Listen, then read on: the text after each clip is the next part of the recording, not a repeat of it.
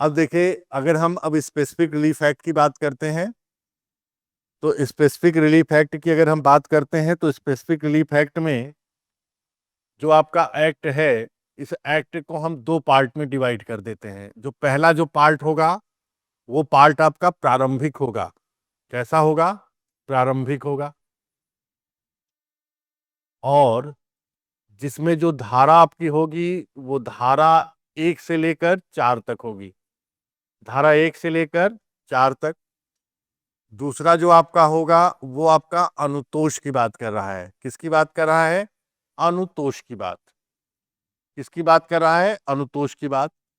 और ये धारा 5 से लेकर धारा 42 तक होगी। कितने तक होगी? धारा 5 से लेकर धारा 42 तक। और जिसमें दो प्रकार के अनुतोष हैं।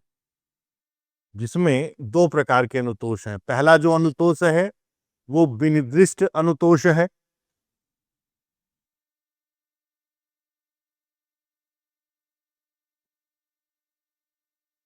विनिर्दिष्ट अनुतोष। और दूसरा जो अनुतोष है, वो आपका प्रिवेंटिव अनुतोष, जिसे हम कहते हैं निवारक अनुतोष।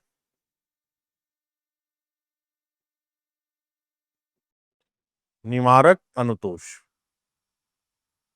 निवारक अनुतोष।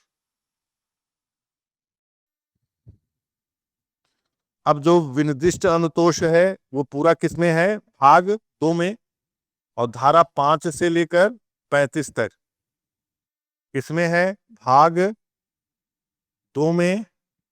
और धारा 5 से लेकर 35 तक। और जो निवारक अनुतोष है, वो किसमें है? भाग 3 में। और धारा किसमें है? 36 से लेकर 42 तक। और प्रारंभिक किसमें है? भाग 1 में। किसमें है? भाग 1 में। स्पेसिफिक रिलीफ एक्ट का नेचर। मैंने आपसे कहा कि जो अनुतोष अधिनियम है, अनुतोष जो अधिनियम है, ये अनुतोष अधिनियम प्रक्रियात्मक अर्थात प्रोसीजरल लॉ है। प्रक्रियात्मक विधि है। मैंने आपसे पहले भी बताया था और पहले भी क्लासेस में आपने पढ़ा है कि विधि की मूलतः दो प्रकार की प्रकृति होती है। एक विधि होती है जिसे हम मौलिक विधि कहते हैं। एक विधि होती है जिसे हम मौलिक विधि कहते हैं। और एक दूसरी विधि होती है जिसे हम प्रक्रियात्मक विधि कहते हैं। जिसे हम प्रक्रियात्मक विधि कहते हैं। प्रक्रियात्मक विधि कहते हैं। मौलिक विधि का मतलब होता है कोई ऐसी विधि जिस विधि में आपके अधिकार एवं कर्तव्यों अधिकार एवं कर्तव्यों को परिभाषित किया जाता है। तो ऐसी विधियों को हम मौलिक विधि कहते हैं। जैसे आपका भारतीय संविदा अधिनियम, जैसे भारतीय न्याय संहिता, ये सारी विधियां क्या हो गई? ये सारी विधियां मौलिक विधि अर्थात सब्सटेंसिव लॉ हो गया।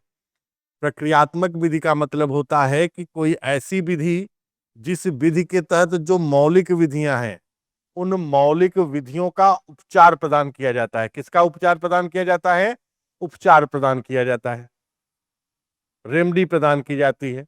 तो ऐसी स्थिति में इसे हम प्रक्रियात्मक विधि कहते हैं। तो ठीक उसी तरह जैसे CPC, CrPC, Indian evidence act या भारतीय साक्ष्य अधिनियम और स्पेसिफिक रिलीफ एक्ट भी प्रक्रियात्मक विधि की श्रेणी में आती है। सवाल यह पूछा गया कि ऐसा क्यों है कि स्पेसिफिक रिलीफ एक्ट प्रक्रियात्मक विधि है। सुप्रीम कोर्ट ने अपने निर्णय में स्पष्ट किया क्योंकि स्पेसिफिक रिलीफ एक्ट किसी एक विशेष प्रकार की मौलिक विधि का नहीं, बहुत सारे मौलिक विधियों में यदि किसी व्यक्ति के अधिकारों का उल्लंघन हो रहा है, तो ऐसे व्यक्तियों के अधिकारों को क्या प्रदान कर रही है? अनुतोष। तो उसका जो प्रस्तावना है वो स्पष्ट रूप से कहता है कि जो स्पेसिफिक रिलीफ एक्ट है, वह कतिपय प्रकार के विनिर्दिष्ट अनुतोष से संबंधित विधि को परिभाषित और संशोधित करने के लिए है, डिफाइन एंड अमेंड करने के लिए है। तो ऐसी स्थिति में इसे हम प्रक्रियात्मक विधि बना सकते हैं। दूसरा, न्यायालय ने यह कहा क्योंकि यहां पर जो उपचार प्राप्त हो रहा है, जो रेमडी प्राप्त हो रही है, वो रेमडी किसके माध्यम से प्राप्त हो रही है? वो न्यायालय के माध्यम से प्राप्त हो रही है। और न्यायालय के द्वारा प्राप्त के करने के रेमडी प्रदान करने के कारण इसकी प्रकृति क्या हो गई? प्रक्रियात्मक हो। क्या हो गई? प्रक्रियात्मक। यही बात न्यायालय ने कहा, और ये कहा कि स्पेसिफिक रिलीफ एक्ट क्या है? प्रक्रियात्मक विधि है। आधुनिक स्टील लिमिटेड, आधुनिक स्टील लिमिटेड बनाम बनाम उड़ीसा, उड़ीसा खनिज, उड़ीसा खनिज प्राइवेट लिमिटेड,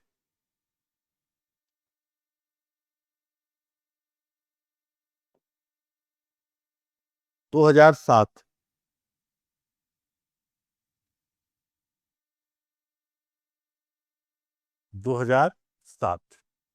तो मैंने कहा कि धारा 10 के तहत जो है, जो संशोधन किया गया, कब किया गया? 2018 में। और इसके तहत यदि कोई संविदा धारा 11 के खंड 2, धारा 14 और धारा 16 के तहत दाखिल की जाती, तो ऐसी स्थिति में यहां पर बाध्यकारी रूप से विशेष अनुतोष पास कराया जाएगा। यही बात कौन कह रहा है? धारा 10। कौन सी धारा? धारा 10। तो मैंने कहा कि विधि क्या है? प्रक्रियात्मक है। दूसरी पॉइंट मैंने कहा कि ये जो विधि है स्पेसिफिक रिलीफ एक्ट, वो क्या है? विवेकाधीन है, लेकिन धारा 10 इसे बाध्यकारी भी बनाता है। तो बाध्यकारी कुछ निश्चित धाराओं के लिए, संपूर्ण एक्ट के लिए नहीं, संपूर्ण एक्ट के लिए नहीं, कुछ निश्चित धाराओं के लिए बाध्यकारी बनाता है। तो धारा 11 का खंड 2, धारा 14 और धारा 16। तो मैंने आपसे कहा कि जो निर्दिष्ट अनुतोष अधिनियम है वो सिर्फ संविदात्मक मामलों पर ही लागू नहीं होता, उसके अलावा भी अन्य बहुत सारे ऐसे मामले हैं जिन मामलों में विशेष प्रकार के अनुतोष की आवश्यकता होती है। तो ऐसी स्थिति में वहां पर स्पेसिफिक रिलीफ एक्ट लागू हो सकता है। ऐसे मामले क्या हैं? यदि कोई संविदा किसी विक्रय से संबंधित हो, यदि किसी बौद्धिक अधिकार से संबंधित या बौद्धिक संपदा से संबंधित हो, जैसे copyright, trademark, patent, geographical indication, इससे संबंधित है, तो यहां पर सारी चीजें क्या होंगी? स्पेसिफिक रिलीफ होगा। फिर मैंने कहा कि यदि कोई न्यास से संबंधित है, यदि कोई अपकृत विधि से संबंधित है, और कोई अन्य भी आधार हो सकता है, यदि न्यायालय इसे स्पेसिफिक रिलीफ एक्ट के अंतर्गत क्या कर मानता हो? स्वीकार मानता हो, तो ऐसी स्थिति में यहां पर आप क्या कर सकते हैं? वाद दाखिल कर सकते हैं, इसमें कोई भी समस्या नहीं है।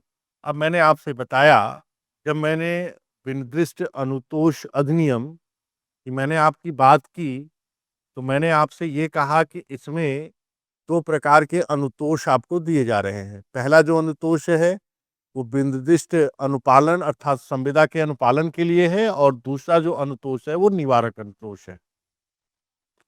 तो इसके तहत जो अधिनियम है, इस अधिनियम की विशेषता क्या होगी? तो सबसे पहले क्या होगी कि जो संपत्ति है, जो संपत्ति है, उस संपत्ति के कब्जों को लेकर है। किसके लिए है? कब्जे को लेकर है। और ये संपत्ति स्थावर भी हो सकती है, और यह संपत्ति आपकी जंगम भी हो सकती है। अगर स्थावर संपत्ति की बात करें तो दो धाराएं, धारा 5 और धारा 6। और अगर हम जंगम संपत्ति अर्थात मूल संपत्ति की बात करें तो दो धाराएं, धारा 7 और धारा 8। अब देखिए, पहले अनुतोष के तहत यह है कि अगर आप ध्यान से समझिए, लिखाएंगे, पहले समझिए। अगर आप धारा 3 को पढ़ते हैं तो धारा तीन